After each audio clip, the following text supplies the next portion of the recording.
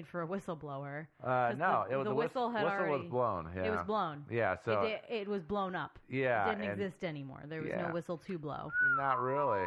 Yeah, and so that's why the whistleblower theory for me kind of falls flat. Yeah. I mean, also, who would he have been talking to? Obviously, the whistle was blown as far as the government knowing about it, so he would have been talking to somebody with the press, right, to out the government, which was not. Which was obviously not making it really well known what they already knew. Yeah, so if he was talking to a reporter, well, you think the reporter would have come, whoever it was, would have come forward and confirmed this, and nobody has, of course. Or maybe on the other hand, maybe he went to the feds and just said, hey, there's all this stuff going on, not realizing National Lead had already been keeping them all apprised of all these issues anyway.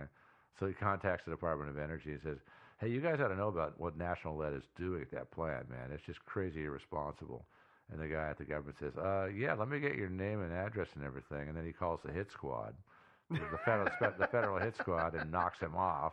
Well, I guess But again, why would you do that when it's already the case that, it's come out in public anyway? I mean, I don't know. I don't really have a good sense of Dave's personality. I don't have the sense that he's this type of guy. But what if Dave was talking with other people about wanting to either, unionize or bring a class action lawsuit against? I mean, who knows what kind of sickness and contamination the workers were suffering from. Well, yeah. So had he been kind of talking about, hey, my doctor says I'm inhaling a lot of uranium and that's super unhealthy for me and I'm at high risk and we should probably try to get a settlement from the government and talk to the wrong person. I mean, that, if he was the kind of main person championing that. But again, he doesn't seem like the He didn't seem like a troublemaker, but I don't think he did that because, again, Harry Easterling, his carpool buddy, didn't say Dave ever said anything about that to him. But Harry... I would stay quiet, too. Harry also... Harry also... I didn't know anything about that. Also made a point of saying that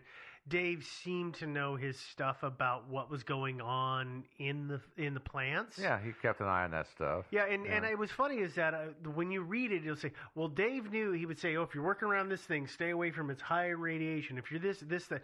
Well, but he maintained the stuff. So he, if it was something that, say, was one of those uranium dust bags, yeah, he totally knew it was because those things were always full because because they were always breaking. He would have had just general observational knowledge. Well, and he could have been someone like me who is a little bit of a worrier and likes to... You don't worry about anything. I don't, you're right. But, I mean, somebody who likes to be a little more safety conscious and aware of their surroundings, whereas other people, you guys are good examples of this, are a little more prone to be like, let's just go do this thing and see how it works out. And I'm like, no. There's uranium in those pipes. And you guys are like, oh, okay, we'll stay away from we'll that. put the Black Cat fireworks in there. I can't smell no radiation. It's fine.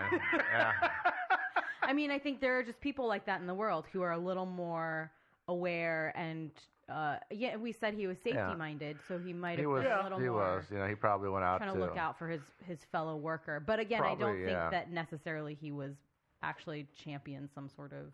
No, nobody's reported that. Again, I don't think there was a good reason for him to have been murdered. Well, somebody, no, not really. And also, if they had murdered him, it seems kind of self-defeating to push him into a furnace at the plant. Yeah. Well, and there's... Because that invites scrutiny.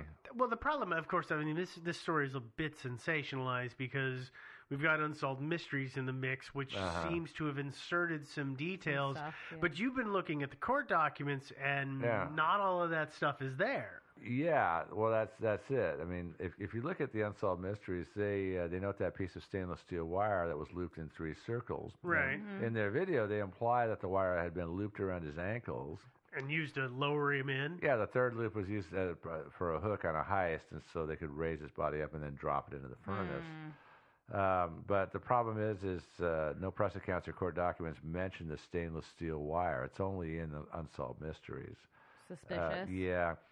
So from the Cincinnati Enquirer, I was able to find out the following things were found in the furnace: the keys to box toolbox, metal eyelets and toe plates from a pair of boots, other metal bits, and a few toe fragments. They weren't melted, but they found them. Right? The boots were gone. The metal was still there. Right. So melted eyelets from boots, right? Yeah, metal bits and bone fragments. There's nothing in there about loops of